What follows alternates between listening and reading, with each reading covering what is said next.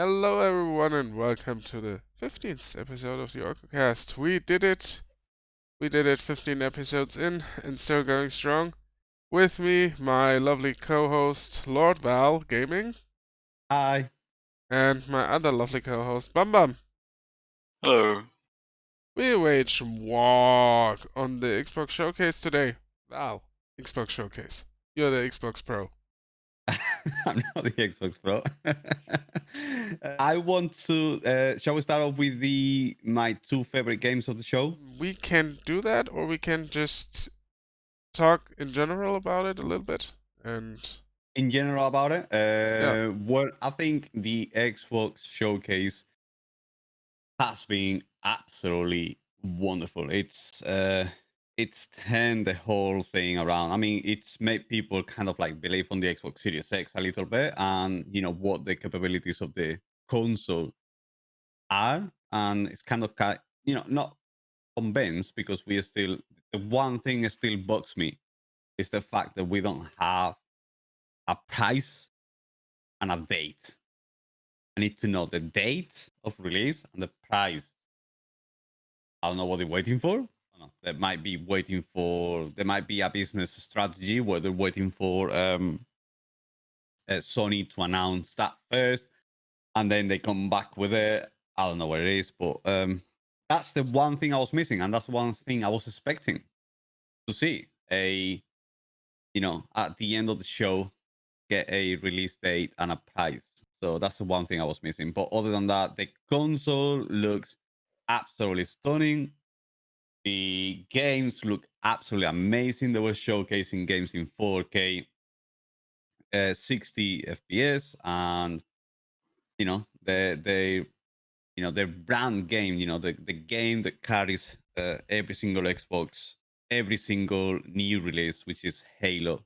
This time is Halo Infinite, which looks stunning, and it just seems to be absolutely amazing.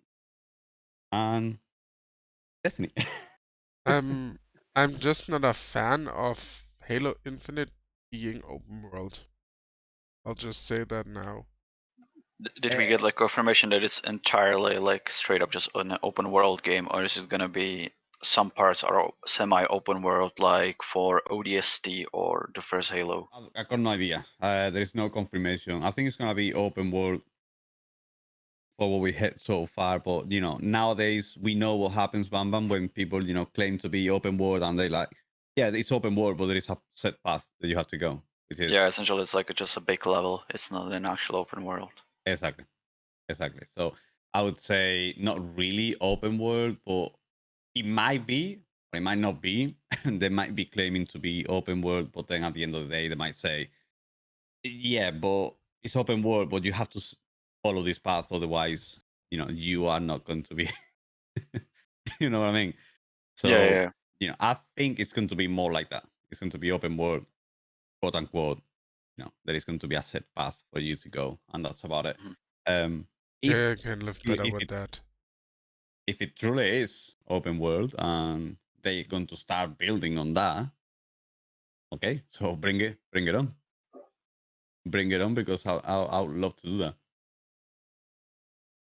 Yeah, like my favorite thing about the Halo, what we've been shown is that they go back to the art style and the designs of the first and second Halo.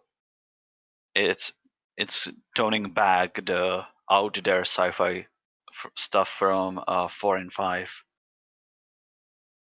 It's more recognizable to because I played more of the older ones than the newer ones. So to me, it's like coming back and seeing that it's like, okay, that's the Halo I remember, and not the Halo has later become. I mean, in general, the show for me, it's been absolutely wonderful. It showcased the games of the console. It's finally, they've finally thrown out everything. That is like, there you go, guys. This is what we can do. This is what we're gonna offer. This is what the games are looking like. These are our independent studios, which some of them, let me tell you, are doing absolutely wonderful job. And I love the fact that Microsoft is supporting independent studios, not just the big ones, and they're not only showcasing big ones. Looking at you, Sony.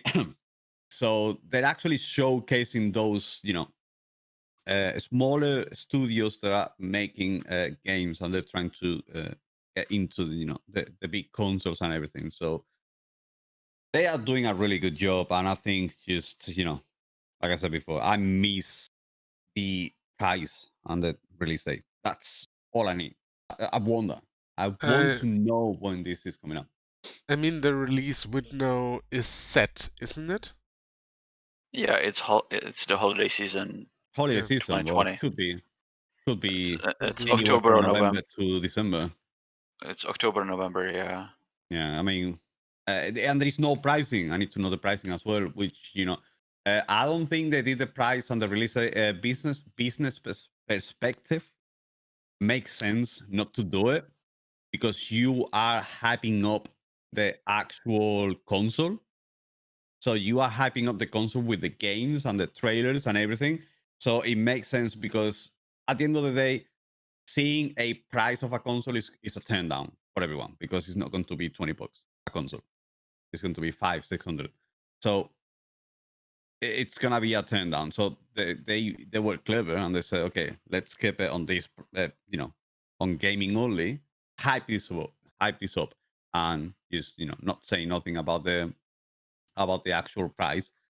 So it creates a little bit of excitement about the console, which which they did, in my opinion. The show was brilliant. The show was not only for Xbox fans but also for PC fans. Mm-hmm.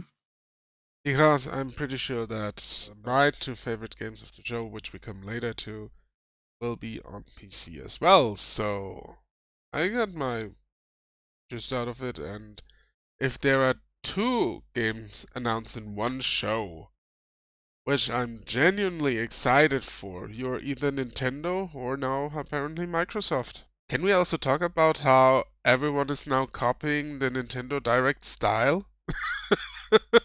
Oh yeah. Everyone is doing it now, like, oh yeah, this is much easier to do than an E3 presentation. I wonder why E3 doesn't happen anymore. That's also kind of for a second go back to Halo. But that's why the Halo we've been shown doesn't look as good as from some of the newer screenshots or showcases because it's an old build that was made for E3. Some of like when you look at the newer stuff, it just looks straight up better. So the Halo's gonna look even better than what we've seen here during the showcase. Generally, I think the show was good. I think people can get a lot out of it. Again, I have a little bit the problem that if you just show me a trailer, I'm not too excited about it. There was a lot of gameplay though. Yeah, there was a lot of gameplay. I do agree. Totally. No, just in general, like Fable or ironically my two favorite games. I think they only showed CGI trailers of those, but the announcement alone gets me going. And yeah, but overall, I would say it was a show worth watching, if that makes sense. And for video game and especially Xbox fans, they had a lot of good stuff in it. Yes. Yeah, which we come to in a minute. Yeah. Bum bum. Yeah, I mean, it was a showcase, I guess. There was some stuff I liked. I thought the Halo gameplay was nice. As I said, it showed that they're looking more towards the older style of Halo games, not towards the newer stuff. You know, after Bungie left, they're going back, so I like that. There was Stalker 2, I like that, and the Warhammer 40k Darktide.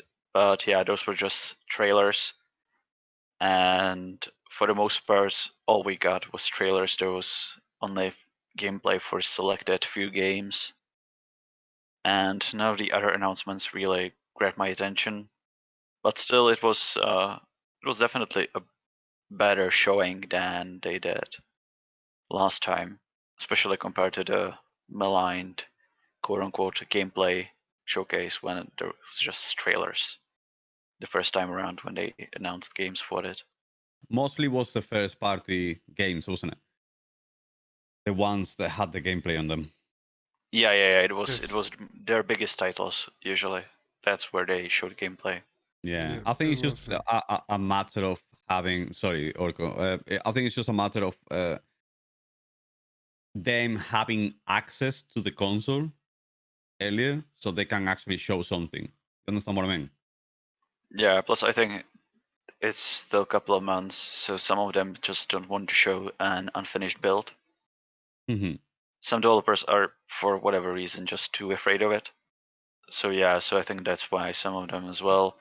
I mean, there was the About by Obsidian, which showed a little bit of sort of gameplay, but we'll still, I think, because it's a big RPG, we're gonna have to wait for a bigger chunk to actually see how it is. Mm-hmm. I mean, I had a pretty good impression how this game will be from, or how this game could end up being, just by looking at the gameplay they've showed. But we can do that when Val is talking about it. That's pretty much my thoughts on the showcase. Yeah, I mean, it was, they had gameplay, they had announcements. You Mm-hmm. know, a good showcase generally has for me, 2 to 3 very important components. You have gameplay to back it up, if only for your major title in this case, but they had it. You surprise me with announcements, which they did, and it's brief enough so I don't want to throw myself out of a window, and this was also the case. So they had all these 3 components in place, so I would call it a good showcase. And a overall very successful one. I think they approach the showcase the right way, and I don't know about you guys, but to me it felt like Phil Spencer went, or well, Phil Spencer or the team, or obviously that will probably everything will have to go through Phil Spencer, I guess. They looked at the previous show on the Xbox One and they fixed what they did wrong. So basically, they did the opposite as the Xbox One show. So they showed the gameplay, they showed the trailers, they showed the whatever they had to, claiming the most powerful console as of today, which is actually true. So they're going strong with that most powerful console.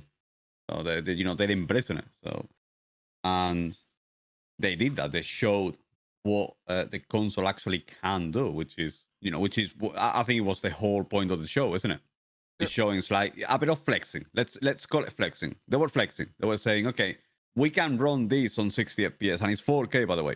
So they kept saying that over and over again. So making sure that people knew what they were talking about. So they were doing obviously they're doing quite the opposite of what they did on the Xbox One, which was showing a lot of things that weren't related to the gaming and blah blah and whatnot. So now they're going all out on this is the games, this is how powerful my console is. This is what you're gonna get. This is how beautiful your games are going to look if you purchase this console. So as well as you can really miss it because you can get sidetracked on gaming with a new console, getting cocky and stuff like that. But they basically went down to Hmm. basically down to basics and said, okay, this is a console, this plays games. There you go, all the games. Look Yeah, how I think. pretty they all look. Yeah, sorry. I just was gonna say that also the way they structured the show and the way they talked about these games, they also were talking about it as not just a console, but they're building essentially like a Microsoft gaming platform, which is united under the Game Pass. So it seems like that a lot of the games also will be coming out on PC, Mm-hmm. which I like because that way, like, because the way Sony is now, they're doubling down on exclusivity. Yeah. So I think like we've seen some of the PS4 games getting a PC release, and Yeah. some of them are still gonna get later PC release as well. I don't think it's gonna be that much present during once PS5 rolls around, because Microsoft's essentially going the way, we're gonna make this an open platform that, okay, you can play your games on the Xbox and your PC as long like when you have it connected through the Game Pass. And I like that idea because I don't really feel like I don't have the space for, too much stuff. Yeah, you're right. I didn't mention that. Yeah, you're absolutely right.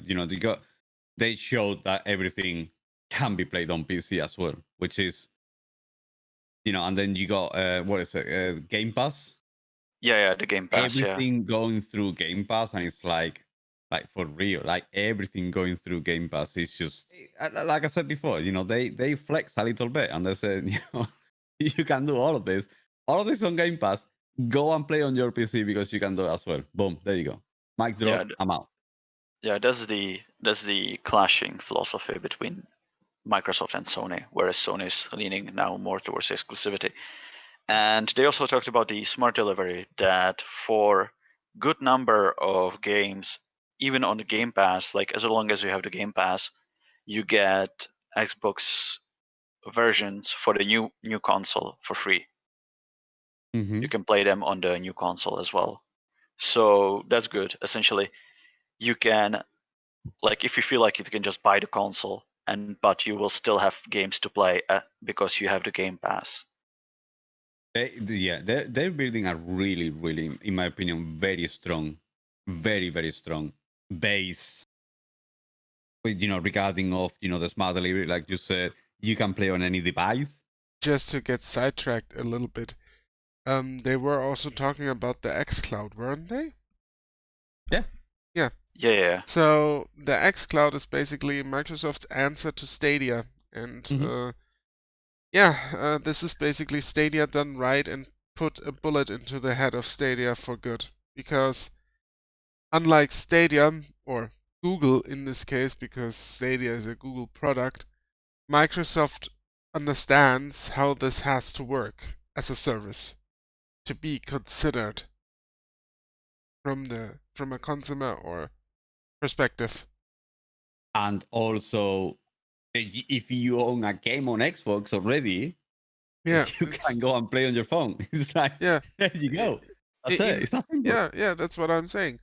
You don't have, so the way Stadia works is like you have to pay a monthly fee for the service, which is like $10, and then additionally on top you have to buy the damn game. As You far as already are doing it with Xbox, isn't it? yeah, and as far Or as I PlayStation. know, you just need the Game Pass and you have also xCloud. Yeah. Game Pass already comes with games.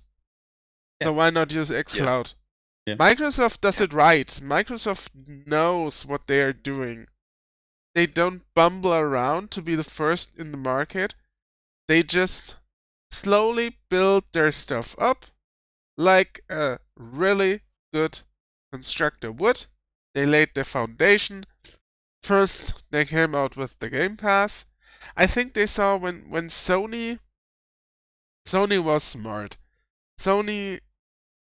When Sony first unveiled PlayStation Plus, everyone was like, that was an amazing idea, Sony. Then they attached the online access to PlayStation Plus in this generation, which was a smart move on their part. I was not content with that, but it was a smart move on their part. And Microsoft was left behind, basically, because you were only paying for internet access but didn't get any games from them. And so they just said, okay, let's make Xbox games with gold. But, and here comes the big but, Microsoft, what they did probably behind the scenes were they were thinking about how can we rectify that? How can we offer a better quality deal than Sony does with PlayStation Plus? And then they started working on the Game Pass, I'm pretty sure. And they launched the Game Pass, I'd say at the tail end of their console, and to a lot of success. Mm-hmm. And Sony has to really step their game up at this point. I Yeah. wouldn't say it's not worth owning a PlayStation, but Sony makes it a hard sell at the moment.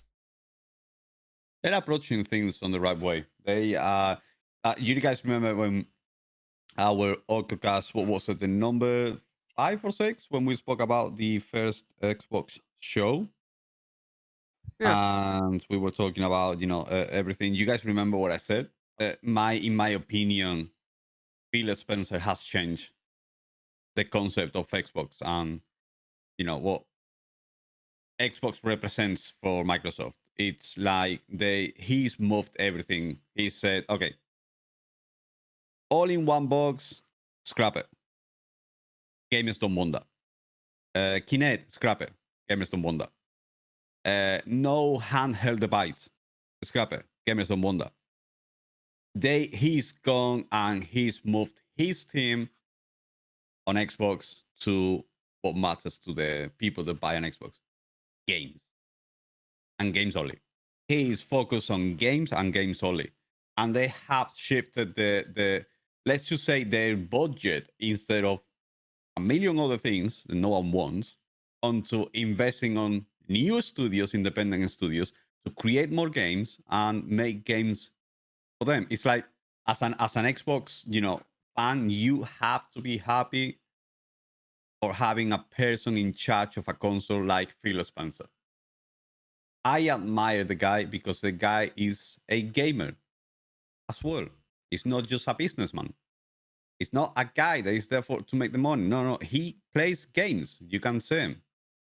He does play games and he likes games. He tweets about them. So it is, and he also he likes Destiny. So I love him for that. It shifted everything around, and I think it's just the Microsoft, the Xbox is on the right direction thanks to that person that is in charge. The captain of the ship. If that person is only a businessman, everything's going to start going wrong. If the captain of the ship is actually the person that wants to play the games and he understands what us as gamers want, rather than having an all-in-one console, which no one cares about, if I'm honest with you, because everyone has their own TV with everything smart delivery. You don't even need a console for that. You know what I mean? It's kind of shifted everything around into being focused on games and games only, and the money goes into developing games. The money goes on to developing the console and making the most powerful console in the market twice in a row, more powerful than actually PlayStation, which is not. Yeah, we can have the argument forever about PC and everything. Like, fair enough, that came up when I was actually watching the actual show, and people, during the actual show, I was live watching it, and people kept saying the same thing. Oh, PC Master Race. I was like, okay, you guys are missing the point. This is not PC Master Race. This is a console. This is excitement, and not just for the console. It's excitement because when there is a new console, there is a ton of new games, a ton of new IPs, a ton of loads of new things that we probably wouldn't see if it wasn't because of the console launch. And it's all about the games. It's not just the console or anything. Yeah, PC will always be better. I don't know. Focus on what they're trying to deliver. Focus on what they're trying to do or what they're doing. They're actually, giving us more games. They're giving us different games. They're giving they're not just giving us, AAA studios and the ones that are making money. Just Ori and the and the wheel of the Ori and the wheel of the wasps, isn't it? Wisps, yes. Wisps. Okay. 120 FPS, 4K, and that game is absolutely beautiful. It is beautiful. It's a really I don't know, this kind of thing. I just wish it had also the gameplay to back up the beautiful visuals. They have gameplay, isn't it? So what I'm saying is I absolutely adored Ori and the Blind Forest. I just want to preface this because Ori and the Blind Forest is one of my favorite jump and runs ever. And I was amazingly disappointed by Will of Wisps. Amazingly disappointed. Mhm. Because what I would have liked for the game to do is, not Will of Wisps, Blind Forest lends itself perfectly to speedrunning. It's really good at that, and it has, it was semi-open, but it had a structure, more structured levels.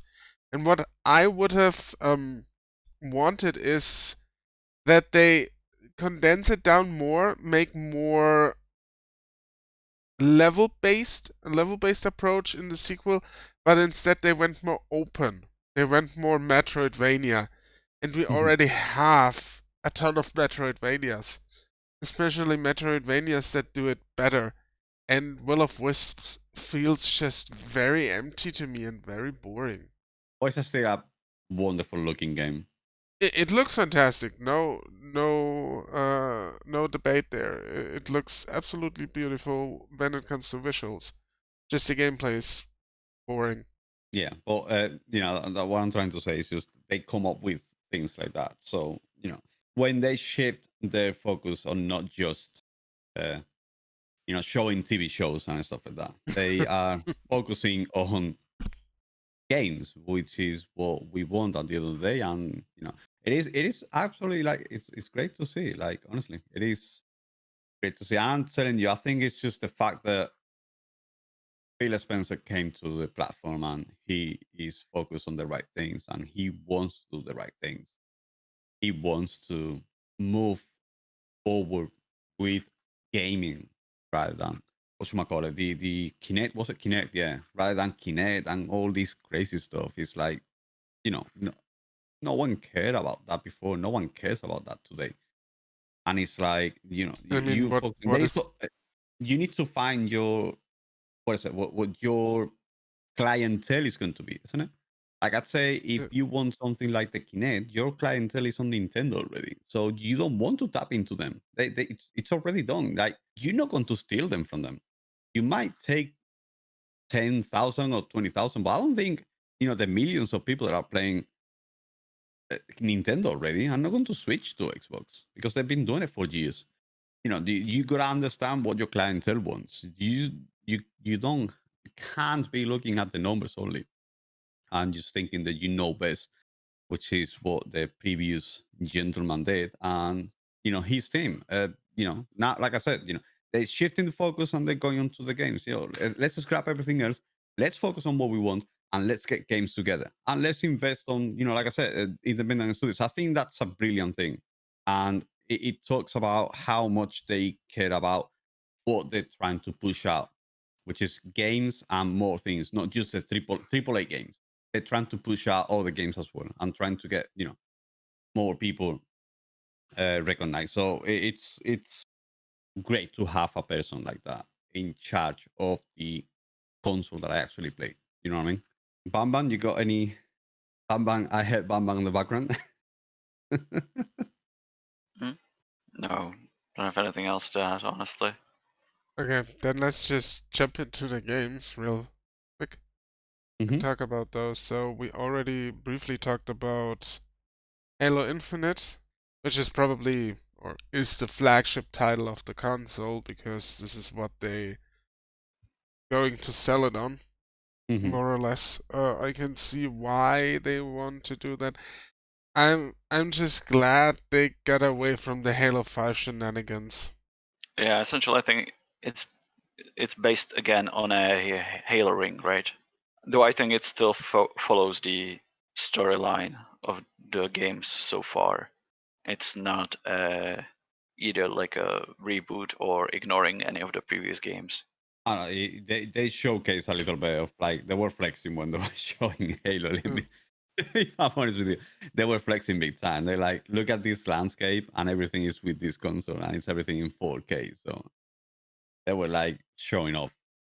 I think that they did that just to show off a little bit.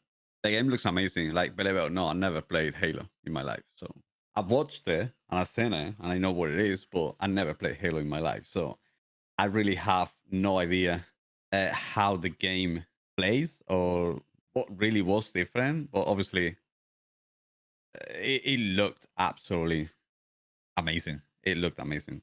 I was I like can blown away. I can put it into a relative term for you. Imagine Destiny 2, but it plays good. That's Halo.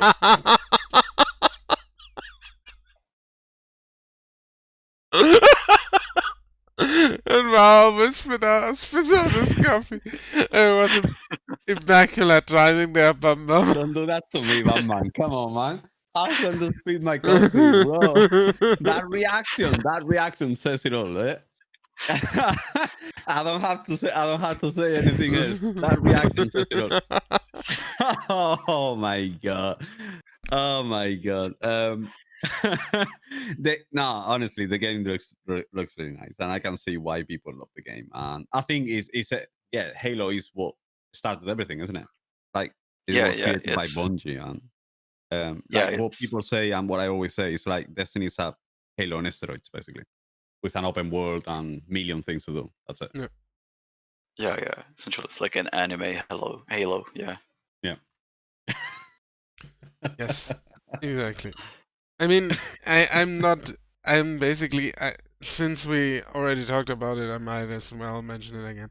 I'm just not a fan of the idea of everything in open world, so I hope it's more of a focused open world, if that makes sense. So something you Yeah. can go through and have a few distractions, maybe 2 or 3 side missions, and then just go your merry way back onto your main quest. I don't Yeah, want I mean, this to be full-blown Ubisoft formula open world. What if they Yeah. go open world and they start building within the game? Wouldn't that be Then great? No. no, because we already had that in CNC Renegade years ago and it didn't work. Why? Why would it work? I mean, I think on a world like Halo, just think about it. It's so similar to Destiny already. I think it might actually work somehow. I mean, they have series, they have a ton of stuff. Like the lore on Halo is quite extensive already. I think it would only be a good idea to create like an open world game where Halo Infinite, like the name says, stays forever. And there's no new games. It's one game and one game only. And everything builds within that game. Oh, you mean like a build up on the game? Okay, like make it Exactly. essentially a platform. Yeah. Like yeah. what Destiny is doing right now. Like basically what Destiny is yeah. doing. Oh, yeah, Destiny because is Destiny 2 and they're because building within the game. yeah, because the way we understood it, we thought you were talking like crafting or building buildings in the game. That's why Orco was talking about CNC Renegade, which was Yeah, but like an FPS RTS hybrid. We yeah, just okay. we just misunderstood Yeah. you. Yeah, Because we just... it's gotta be open world to do that, isn't it? I mean, to build within the game. I mean, you cannot build within the game with just a single story. I think Single player game, the isn't it? title Infinite kinda gives it away that they want to build on it and probably make it a very long running game. And I wouldn't be surprised if this would be more like a Destiny 2 kind of deal. In terms of what they want to do with it. Because Halo already has the 4 people multiplayer built in. Honestly think they're gonna go with that. They're gonna go full on open world and they're gonna go the Destiny route. I don't know if I like that. I'll see. I mean, like I said, I don't play it, but I know even though I don't play it, never played it in my life. That's a true. Never played it in my life. The game, I know, the game has a very. I actually watched the series. I don't remember what the name was, but I was watching some series, and I know the game has a built-in massive lore already, which you can't. I mean, you only like if you think about it, you I would want to take advantage of that. You already have the story built in. You don't have to do anything else.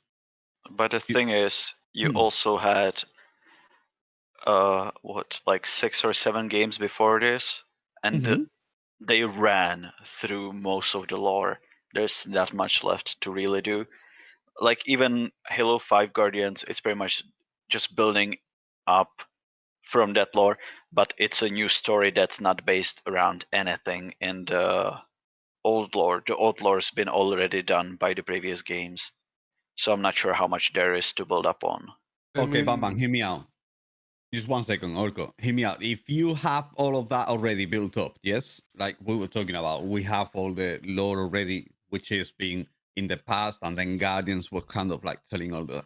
What about you have your base already? The problem that happened with Destiny, they had no background. They had to create everything. The good thing about Halo Infinite, they already have everything behind, and they can keep moving forward with the story. And you already know what happened before. You know what I mean? You can start building within that story. Yeah, but then again, also I'm not sure that's what really people in the Halo community want, because they were already highly disappointed with 4 and 5, and if this is gonna be something that's gonna be like, because the way the previous games worked, there was zero story DLC. Mhm. There were no expansions. It was you get the game and that's what you have. Mhm. And I'm not sure the Halo community is like, okay, I want essentially buy a game which is gonna be a platform for me to buy more stuff into, because there is a divide. Not all communities are the same as, not all RPG fans play MMORPGs. Mhm. Halo fans are not, most of them at least, are into tight competitive shooters. They're not into long form, story driven game or platform that's built up on with expansions. That's not just how the Halo was ever. Mhm. So I'm not sure that's like, if they're gonna go that route, I'm not sure it's gonna work, or they're gonna lose good chunk of the community. I don't think that to the point of lose the community. Well, they did lose a good chunk with 4 and 5, so we'll see how this does. it might Yeah, I mean, go, it might go good, it might go bad. But We'll see. yeah, What I wanted to say is, like, for me personally, I don't need another Destiny-like game because we already have Destiny. I think Halo should be its own thing. yeah. And it yeah, but basically were in part 1, 2, 3, 4 region ODST. listen to me. Wouldn't Okay. it be cool? Wouldn't it be cool to build your character as Halo on Halo? To build your character, have gear to chase, have weapon to chase, have perks, have attachments, have No. kind of like gear up your character a little bit, and kind of like improve it, and The thing See, that's is, I'm making your own. Don't you like? no, no. Sorry. Just the thing is, Halo's been always about Master Chief, and the thing is, whenever you had a game that where you didn't play or didn't follow Master Chief, people didn't really care about those games. It's a I, story of a character, yes, but when you and give the people the option of them being the master chief. that option was already given. We were the Master Chief in 1, 2, yeah, 3, Yeah, but 4, you and to 5. create your own character as master chief, quote unquote. You know what I mean? Yeah, but I mean, people. Obviously there will be people who care for this stuff. I don't yeah, I don't want to take that away from you, Val, that you have a point there. But we are not the audience for that. I think Mm-hmm. Bam Bam and I aren't just the audience for that. Why would I build another Master Chief when he's already there? I don't see the point in that. Yeah, I mean, I don't know all the story This or is anything, but yeah, moving into the future or something, you know what I mean? it's not that I don't understand you or what you want to communicate. I just don't see a point in it, personally. He will make me play though. It no, would that make me like play. that's the thing. It's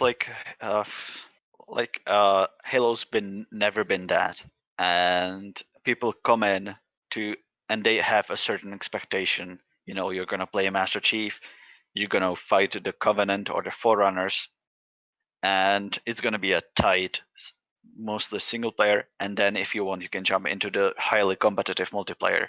Mhm. And you buy a game, and essentially you don't have to buy anything else. It's like people investing into, say, Counter-Strike. Like, it was for the longest time, it was the consoles, it was the console and consoles equivalent of Counter-Strike. Mhm. It's this tight design shooter. Destiny is a fine game, but it's certainly not tight. It's not super well balanced, because there's always something off kilter that disrupts it. Mhm. And Halo's never been that, and people come in expect a really fine-tuned experience right off the get-go. No leveling, none of that nonsense. Halo is old school shooter as it comes on consoles, and that's it. Always been that, and I think that's what its still selling point now. Because like I can go and play, because I have the Master Chief Collection, I can go play ODST or Halo 3, Halo 2, Halo 1, and have a blast. Not have to worry about perks, building character, when it's a game that doesn't just need it. Mhm. In my opinion, at least. I I get think what you mean, and I honestly think that's what the game is gonna be like. like if I'm gonna say, if I'm just gonna put this out. I think not no not every game needs a leveling system, needs a character building.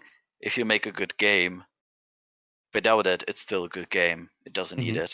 I think it's gonna have it though. Halo Infinite, the name gives something away, in my opinion, and it's kind of like maybe they might start building within the game and start showing, a different type of game. I mean, it's always been like that. In my opinion, times change and games evolve. If Bungie didn't risk everything to go and do Destiny and instead done Destiny as Halo, we wouldn't have these kind of games now. No, In my opinion, just the name, it might be just the name. They just call it Halo Infinite, and that's about it, and they move forward, with the next name on a new game. If it's what I think it is, they're actually just going with this is Halo. This is actually game from now on, Halo Infinite, and we're building within this game, and we're gonna keep updating the game. We're gonna keep adding stuff into the game, and then you're going to be playing this one game. You're gonna be playing this one character, which is going to be it's your guy, it's your hero, and you feel like powerful, and you feel like a hero, and you're gonna be, you're gonna be that guy that's going to be, it's your guy, so you have an attachment to him. So that's what these kind of games do. You create the guy, you create an attachment with that guy between the player and the character. So you create the attachment between them too. You building on that guy, and that's what, for example, that's the example of Destiny is what makes people to be, oh, I'm a hunter, I am a titan, I'm a warlock, but they kind of like confront each other all the time. Oh, no, our class is the best, so that class is the best. You have an attachment to that character, and you kind of get attached to the game and the character, and you want to build within that, which is, I know how Halo has been in the past, and I totally agree with you, and I know lots of people will be disappointed. Bam Bam. I completely understand that, but I think the industry, and if they all did the same thing over and over again, we would be stuck. And I think they're going to try maybe to tap into something that is already working for. It would be silly for 343 Industries to be not looking at Bungie. It's They are working with Bungie's. That's Bungie. What they working with is Bungie. That's what created that company. That's what created those guys. That's why they could afford at some point to create Destiny. They are taking over the work of these guys left behind because of differences and stuff like that. And now they're building within that.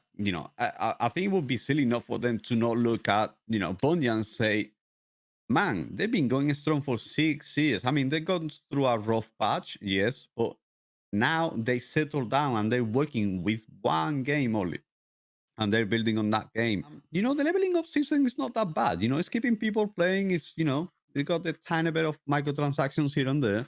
You can make an extra bit of money, and the system actually works for some reason. They might be looking at it. I mean, they might not. It might be just a coincidence that the game is called like that. I wish it was like that because that would make me play Halo. But for hardcore players of Halo, I don't think not a single one would love that.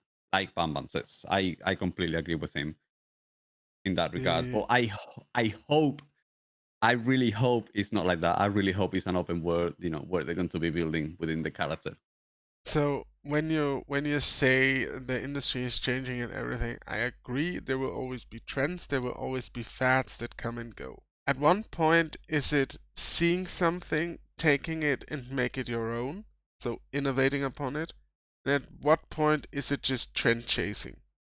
And if a franchise like Halo goes this path, they might as well do something very good. But for me at this point, because we had Anthem, we already had Mhm. The Division, we already had other games that tried to emulate Destiny 2 and Destiny.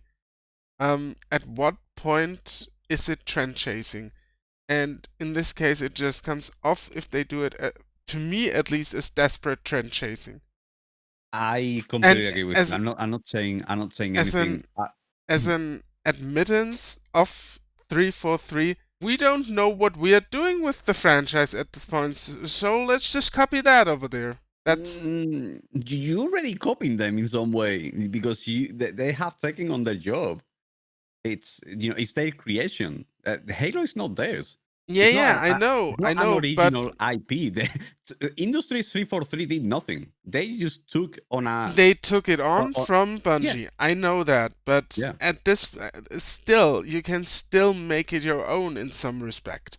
I mean, they absolutely. tried to do it with 4 and 5 and failed Hmm. miserably, so it might Hmm. as well just copy something, I guess. But this is what I'm saying. Like, at what point do we just say, okay, this is innovating on something, or is it just desperate trend chasing? I mean, we still have to see how it pans out, and this is going to be my last word on the discussion because we're hopping on and on. We need to wait and see. I'm very reserved about it. Maybe it blows me away.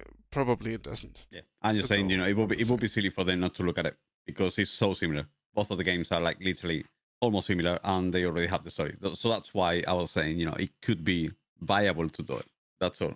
Okay. Because there is an example already which is working, and it's literally you look at Halo, you look at Destiny, and it's like it's the same thing on different stories, basically. We had also agreed to talk about Forza Motorsport for a brief moment, so here it goes. I just give my assessment right off the bat. I do not really care for racing games. It's up to you two. There we go. I don't know how Bam Bam is. Bam Bam, do you like racing games?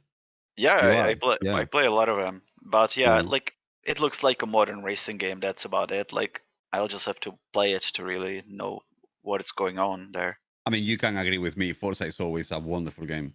It's what I Stunningly look. like. It's the mid like the middle between simulator and an arcade game, Mhm. and that's what I like. Yeah. I think going way too much towards the simulator side is just essentially just money sink because you need a good essentially a play seat Mhm. and probably a good wheel pedals shifting. Whereas if you go to more towards the arcade, I played Burnout 3 and I don't think I need any other arcade racer. So if you stand in the middle and you do well, yeah, I hope so it does. But yeah, we just had a short showing, so not Yeah. much to really talk about there. They do basically what Forza has always done is what they call simcade. It's just a hybrid between a simulator and an arcade kind of racing game. I think just the game looks as good as always because obviously I don't know how 1010 does it, but bloody hell, every single game they do is absolutely stunningly looking. The game is running, like they said, the game is gonna be running on 4K 60 FPS, which is blows my mind. That's literally the closest to reality you're going to see on a console. Honestly, the The cars look really good. They don't show a ton of gameplay. There is some, like the images you see about the cars is gameplay because it's actually Mhm. they actually have it's like footage capturing game. So it's actually the footage is capturing game, but they show like a kind of like a replay. There's some cars like racing and that. So I mean, every Forza, you have to agree with me. Every Forza is stunningly looking and good to play as well. Isn't it, Bam Bam? Yeah, that's about it. Yeah. We had basically. I mean, you can harp on Destiny 2 for a little bit. How about that? Because they said something about that as well, and then you can go to Avowed, and then we just present our games we liked, and then we can close it out. I think that's actually a good thing. Okay, I was So thinking maybe we leave the best for the last, but it's okay. best comes to last because I will be talking about my two favorite games. Yeah, exactly. Oh my god. Right, so Destiny 2, and Game Pass. My goodness, you had to see my reaction. I think you saw it, didn't you? Or go. Yes, I did. Yes. My reaction, I started jumping all over the place. Like I almost broke my chair.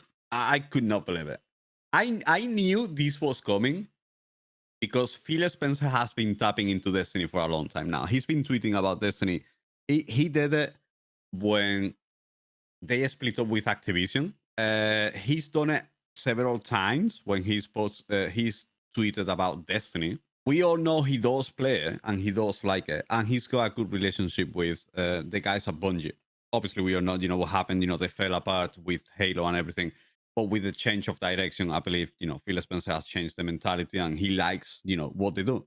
It came as a surprise and not at the same time. I saw it coming, but you don't want to believe it. You know what I mean? So you don't get disappointed. And when they announced that the Destiny is coming to Game Pass and it's coming with everything, and that was the best feeling ever because finally you got such a great game which is coming basically to everyone that's going to own Game Pass, going to be able to play everything. They showed gameplay of the game on 4K 60 FPS. Wow. That game looks beautiful. Wow, the game looks beautiful. And they showed a little bit of the new abilities, the new expansion that is coming beyond light, and I was just blown away. I get goosebumps just thinking about it. I'm actually watching it right now, and it's like I get goosebumps. And so basically, it's gonna be all the Destiny 2 expansions. The game with expansions are actually going to be available from September. In September, you're gonna have the full-on game with all the expansions on Game Pass already. The expansion, the actual Beyond, like the newest expansion, is gonna come out on November.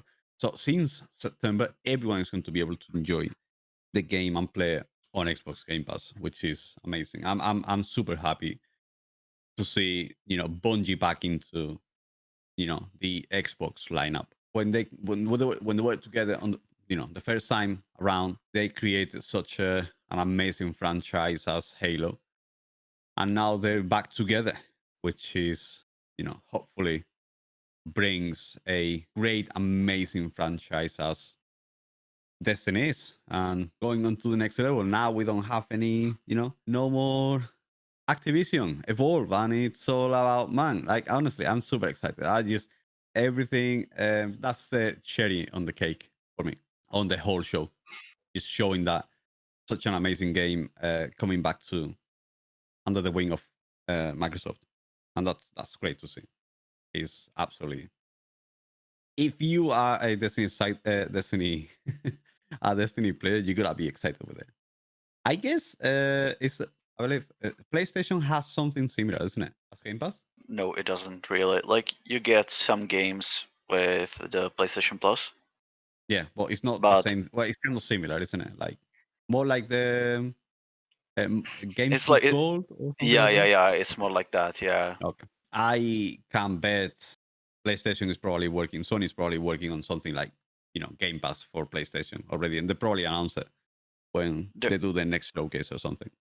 Yeah, they kind of have to, considering otherwise it Yeah. will be left in the dust because there's so much value you get I with wouldn't be surprised. Microsoft stuff now. Yeah, Yep, Yeah. they need to work on that desperately. yeah, I think that they're actually what they're gonna announce on the next presentation. I mean, I guess what they're gonna announce on the next presentation because right now they if they don't do it, they're gonna be falling behind from the guys from Microsoft. I wouldn't be surprised if Destiny would do, Bungie would do the same with Sony as well. If they come up with PlayStation Game Pass. Yeah, I mean it's a move from it's an independent developer now, as we all know. There is no publishers involved. There is no Activision anymore. There is no other companies that are taking care of the company. They do their own thing, so they do their own publishing. They do everything themselves, and I love the IP. I love the company, how they're doing things, and they listening to it's a company that listens to the fan base, and they react based on what they hear from them, and it's actually changing for the good. This year, we have seen a massive turnaround from the game. Just the game is doing.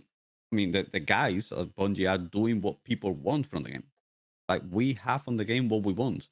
It's not then just putting out things, like a brand new game or stuff like that. They just came out and said, this is the game. This is what we're gonna continue with. There you go. That's what we got. That's what we're gonna give you. Sending feedback, and we'll keep evolving the game. Nice partnership with Microsoft coming to Game Pass, and the gameplay looks stunning. The new abilities and everything, the new subclass, which is kind of like the darkness, and you can throw like some icy stuff on the ground and everything. So it looks really good. 4K 60 FPS.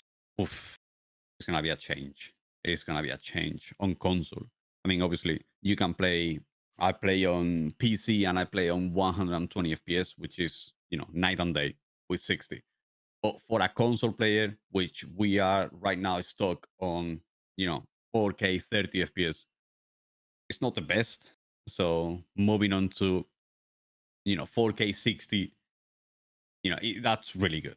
That is really good to be run in a console, and for console players, it is great news that we have Destiny for free, complete Destiny for free, and like I not just because it's Destiny, but games like Destiny, it is difficult to keep up because there is so many expansions and there is so many things, and even though the game is free, people don't have the expansions and they always feel a bit left out. You know what I mean?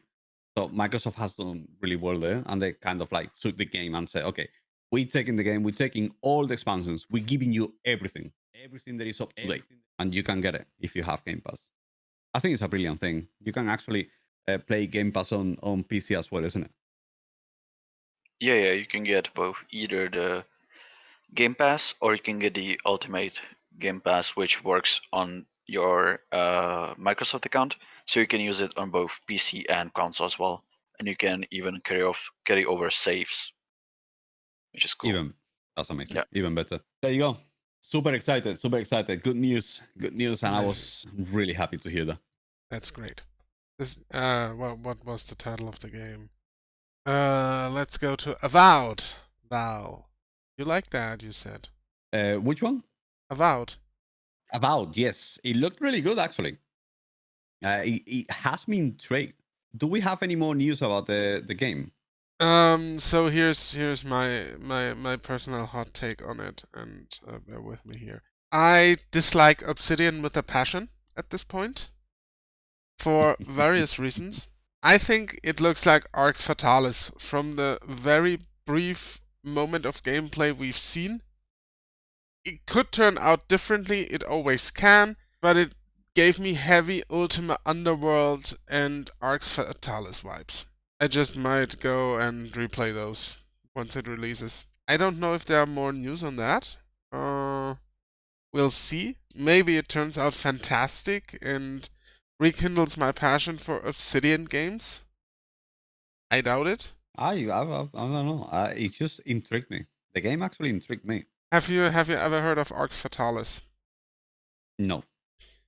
It's a very old game that was also on the first Xbox, and what you basically do is you just wake up in this giant underground labyrinth. You're in jail and you don't know what happened. And your The goal is to find out what happened, basically. And you can be a fighter, a rogue, or a mage, if I remember correctly. Bum Bum, you can jump in here and correct me every time if I'm wrong, please. What you do is basically you have it from the first person perspective, and you run around in this gigantic underground labyrinth. Mhm. And yeah, what made it unique basically is you could also combo your classes in some kind of way, and you had to draw sigils on the screen with your mouse to cast spells. Okay. And this is basically the everything about the disavowed presentation. The last bit at the end where he had the sword in one hand and drew the sigil on the screen in the other hand, completely, I was immediately thinking Arx Fatalis the moment I saw it. Yeah, I mean, what I saw, like, what I liked is the fact that the game actually, when I looked at it, I was like, it gave me the vibes of what is it? Oh my god, I just went blank for a second. Lord of the Rings. I just came back to Lord of the Rings. Oh yeah, Like because for it looks 1 like second. Moria. Yeah. Yeah, I was like, for 1 second, I was like experiencing like if there was a game that's going to be like I am inside of the Lord of the Rings world and I can cast spells and with the sword and everything. It was just the one moment that made me think, wow, okay. It's piqued my interest. I mean, obviously they have to the game might not be good in the end, but that one trailer was very well thought out and very well put together because it piques your interest. The what you said, that he created the spell and everything while holding the sword and something coming through a door like in the background. That was really good looking, and I mean I hope it's good. I don't know, like you said, there is already a game, but I mean, is that game on console? It's on the very first. It was on the very first Xbox. I Mm-hmm. distinctly remember that. It's also on PC. It's actually made by the. It was actually the very first game by the Dishonored devs. It There you it have would be some. clever to bring a game like this back into the new generation of consoles, isn't it? Or something similar. Maybe I don't know. I think only if they would significantly change it or make it their own. Mm-hmm. So we need to see about that one. Like I said, I have a personal gripe with Obsidian. I think they, with their last games, they overstretched, dumping down a lot. Just where I come from, I was super excited when they did Pillars of Eternity. I was like you when Destiny 2 happened. Yeah? Pillars of Eternity was my Destiny 2. Okay? And I loved the game. I have 250 hours in that damn game because I just loved it. I loved it. And then they made Tyranny. Tyranny was like a step back from everything that made Pillars of Eternity great, but it was still a good game. You could still play it, it still had that quality writing that Obsidian provides. It Mm-hmm. had quality gameplay, it was just not as good, if that makes Yeah. sense. And then Pillars of Eternity 2 happened, and someone who gets all that mad or furious about video games or uses the word hate a lot. But I thoroughly hated Pillars of Eternity 2 with all the fire of my soul I had. They might come up with something, spectacular. Let's hope it is to for our, for our sake. It's on our benefit if stuff like I that just works out. if they make a good game, I'm the first one to admit that. But I mean, let's like hope it is. It does look good. What you said, they I'm come up with something similar like that, like the game that you're talking about, and they make it right. That will make you fall in love again, isn't it? With them. if they do it good, I'm all Yeah, for it. I'm yeah. actually craving a new Ultima Underworld or a new Arx Fatalis. It's not like that I don't want these games. I am just not sure if Obsidian can do it. That's what I'm saying. Let's hope they do. I mean, I played the Outer Worlds. They can't. Don't be like that. Don't be like that, guys. I've played the latest game. It's a mess, man.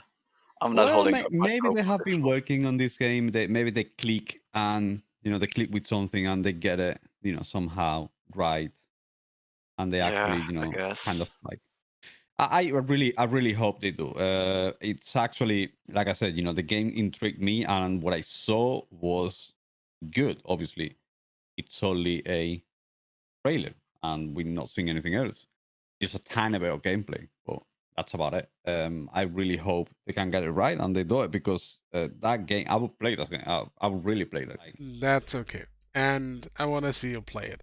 But first, I challenge you to find Arx Fatalis and to play it on stream. But that's a very old game. Yes, but I challenge you to do it. I don't think I'm gonna be able to do it. That's a very old game. We, That's we, not we'll, on. we'll see. We'll see. I think it's on the Xbox Store even. I'm gonna look it up. If I find Okay. it, I challenge you to play it. Okay. Challenge sent out. Let's see if you accept it. Moving on. Bum, your highlights. I mean, I think our highlights both pretty much align, don't they? Yeah, I think they're pretty much the same for me. It was Stalker 2 teaser and the Warhammer 40k Dark Tide. For me, are basically the same. So, obviously, Stalker 2 was just a teaser trailer, and we have to take it with a grain of salt because it can pretty easily go very, very wrong. And Stalker is one of my favorite games of all time. It's just such a rough and amazing experience at the same time, especially when you have mods installed. Yeah. That I look thoroughly forward to this one. And I hope Yeah. this time they actually can make this game playable at launch. Yes, I very much hope so as well. Mm. I mean, they already had a decent track record. I mean, what was it? Clear Skies was a bit of a mess, but Call of Pripyat was great. Yeah, Call of Pripyat So was they amazing. have an already experience of building a new game in that field. So, I mean, if we get anything as good as Call of Pripyat or even better, I'm all for it. It looks like they're following the similar story because it shows the brain scorcher. Right. Explain the story just a little bit so people don't feel left out because we are just nerding. Okay, yeah, no worries. So it's a story is based around the book Roadside Picnic, at least slightly. It doesn't follow it completely. It's for its own story. So the story starts. You wake up in a zone which was created by the second explosion in the Chernobyl reactor, and it is this anomalous zone where there are physical anomalies and mutants and some supernatural stuff seemingly is happening. And you wake up with a PDA that says "Kill Strelok." A tattoo stalker. Stalkers are people in the zone that are looking for artifacts that are created by the anomalies, and they have some properties, and they also sell for a lot of money. So that's why they're taking them. Then there is armies, the cordon of the zone, and that's the zone. I mean, I didn't expect to be sorry explaining what's No, the it's story of Stalker. it's fine. It's fine. Just so people get a little bit of gist of it. And if you think now, dear listener, hey, that sounds familiar. Yes, the Metro deaths were part of the Stalker deaths. So there you go, another tidbit of wisdom. From New York. And Metro is also based on a book again. So that's also an interesting fact. Glukovsky brothers, right? It's just one guy. Dmitry Glukovsky. Yeah. Dmitry Glukovsky. He wrote Metro. He wrote it in a blog, and people helped him to develop the story. And at one day, a publisher knocked at his door, and he got his book published. That's basically the story of how Metro got published, and then some of the Stalker devs broke off and made Metro 2033 and formed 4A games. So there is that. What Stalker essentially was also very open worldish. One of the open world games I like. because there was a lot to do in it, and there was just not like pointer go here, pointer go there, pointer there is something. You had to actually work for that stuff. So if you went out exploring, you never knew what you would stumble across. I still remember that I found a sewer entrance, and then suddenly I came out in a military base. That was a wild ride, I can tell you that for a fact. Yeah, that's one of the open worlds that's just the right size, Yeah. and every single point you find gives you something that will help you. You know, be it supplies, weapons, armor, Exactly. whatever. There Exactly. wasn't sometimes in the newer open worlds what you get is a point that's just there to be a dot on a map and nothing else. Here you actually every single point has a reason to be there, and it's a heavily based on survival. So if you play it had a really weird difficulty scaling where the hardest difficulty was the one that was pretty much the only one worth playing, where the enemies didn't take 2 magazines of worth of bullets to die and died in 1 to 2 shots, whereas you were the same, you died in just a couple of shots as well. I think because it was a sort of a horror game as well in certain bits, so it Yeah. helped that as well to heighten the atmosphere. Because you would just go down in an old Soviet bunker with barely any lightning, and you would just have your trusty flashlight, and suddenly mutants would sprung at you. Oh, the first time you see the one that can go invisible, I Yeah, think is the bloodsucker. yeah, that That's one was like pants wedding moment. yeah, yeah, exactly. So yeah, this is I'm genuinely excited for this, and I want to see in which direction they take it, because this can actually pretty much a game changer for me personally if they do it Mhm. really well. And I trust GSC Game World to just do it right. They don't have a Yeah. flawless track record, but they have a good track record with the other game, like Bum Bum already said, is Warhammer 40k Dark Tide, which will be a 4-person co-op shooter set in the Warhammer 40k universe. You just, how do I know this? Why do I know this? Well, I've seen the trailer, and I also know for a fact Fat Shark made 2 Vermintide games before that. You're welcome. I wanna see how they bring over the various classes from Vermintide to Darktide. I can imagine that you said prisoners earlier when we weren't on air, that you play prisoners or normal soldiers. I probably think I think it will be more in line that you have maybe one space marine, one psyker, one inquisitor, something like that.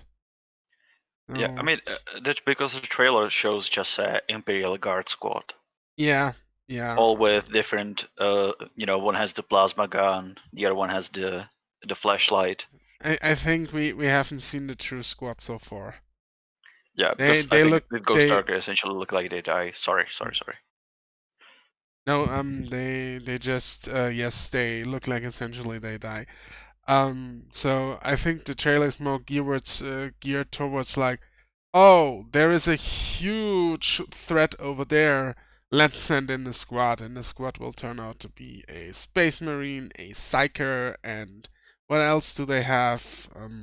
Yeah, Librarians. Yeah. yeah, librarians or a mechanicus, whatever there is in the Warhammer 40k universe, because they had in the Vermintide games, Fat Shark had like these very distinct characters.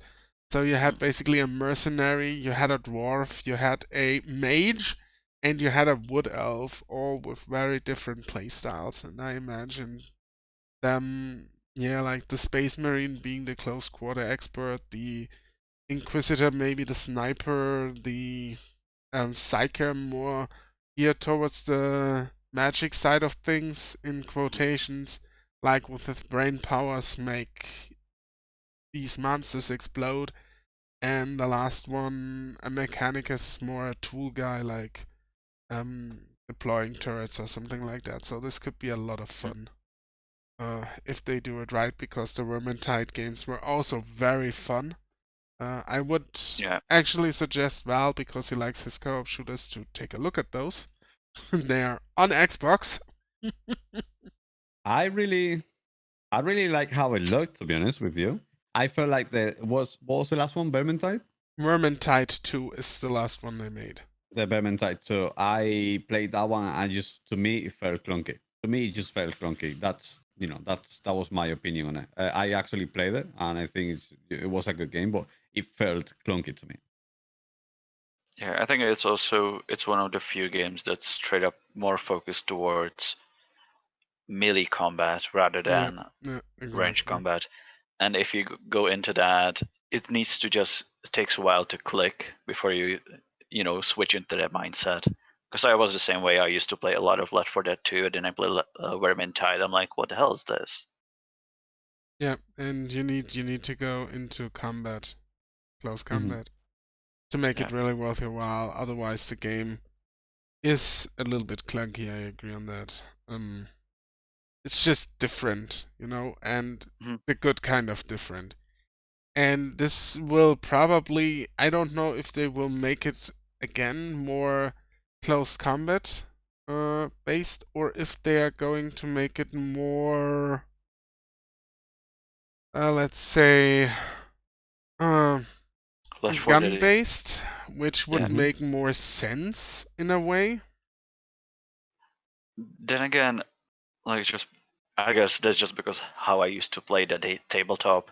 There's still a lot of the combat happens in melee range. Yeah, I know. It's just Yeah. I'm trying to think how what would make more sense for the 40K universe to happen, and what is the expectation of the players actually, on of the new potential new players, because Yeah.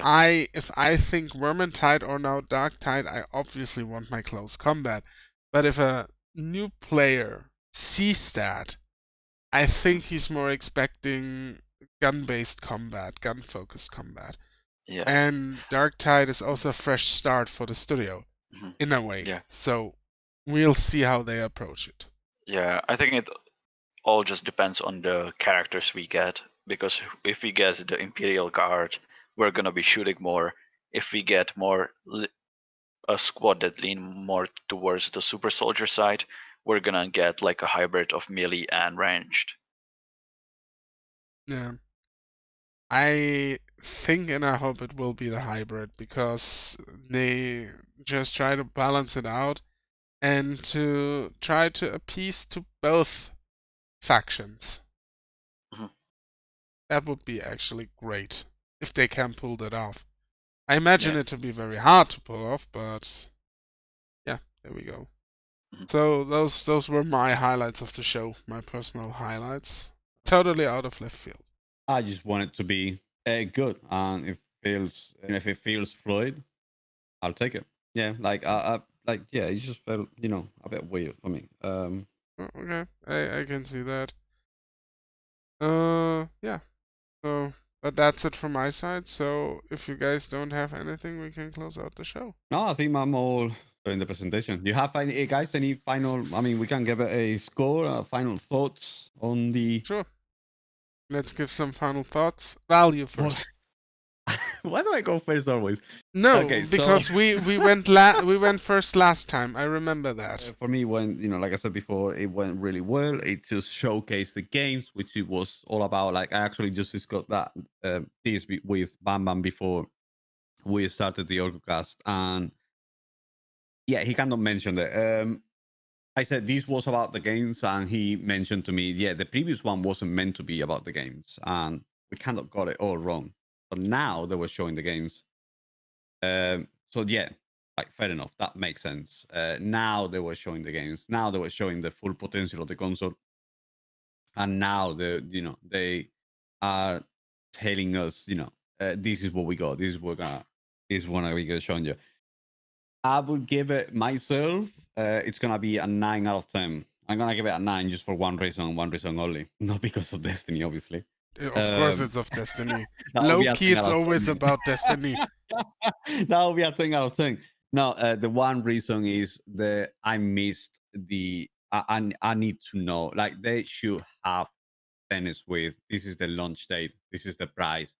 you can pre-order it now. They should have done something like that.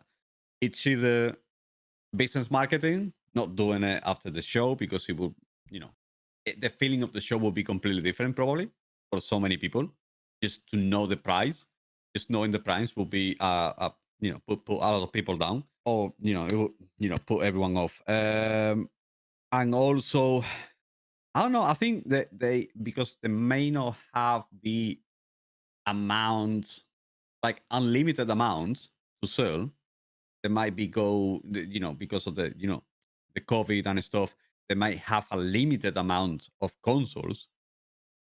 They might just announce it out of the blue one day, and whoever gets it first. You know what I mean? Kind of like not having hype it up massively where everyone is watching the show.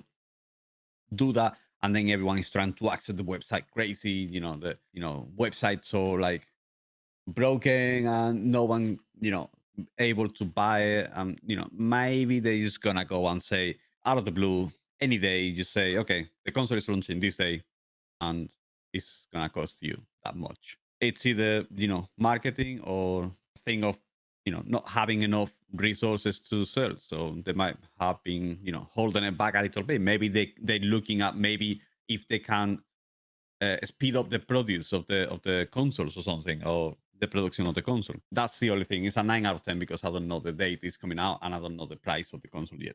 So it's gonna be either you or Bum Bum. Bum Bum? Yeah, I mean, it was a good show. There was some stuff I liked. Obviously, Stalker, Warhammer 40k, Dark Tide. I also didn't expect to see it was the Fantasy Star Online 2, as it gets essentially a remake. So that looks good. That could be good. I might play that. Then we have the game from the Steam World devs. Oh yeah, completely forgot about that one as well. Gunk. The Gunk, yeah. So there was some stuff I really liked. And we got gameplay. I wish there was gameplay for every single game we got, but at the same time, I understand why there wasn't. So yeah, it was a good event, way better than the previous showing. The previous showing was a disaster. This one was good. Didn't make me angry. Out of 10. Didn't make me angry out of 10. That's brilliant. Just one last mention before we move on with this. A special mention to Fable. It was actually announced, and we forgot to mention it. Yeah, I got the announcement trailer. The previous games weren't all that hot after the first one, even the first one. So it's good to see it's coming back, but to really get excited, I think a lot of those, especially people who played the Fable games, just need to see more if there's something to be really excited about. Just to build on what Bum Bum said, me, I always write down the games and want my first thought that came into my mind when seeing it. And literally the first thought on Fable was, hasn't been good since the first game. Yeah. So it is exciting times to have a new Fable and see what they can do with it. If they do something great, I'm in. If it's just like the older games, yeah. But I get why people like it.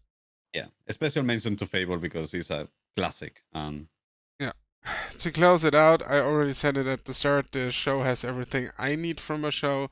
It had gameplay. It had reveals I didn't expect, and it genuinely made me excited about some stuff. I give it a what do we say? Mildly excited out of 10.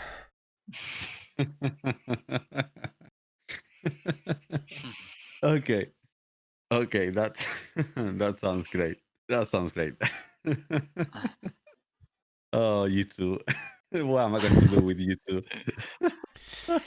we are just so unfazed at this point by everything. I mean, I was there when Daikatana launched. What do you expect? True, yeah. It's gonna be great.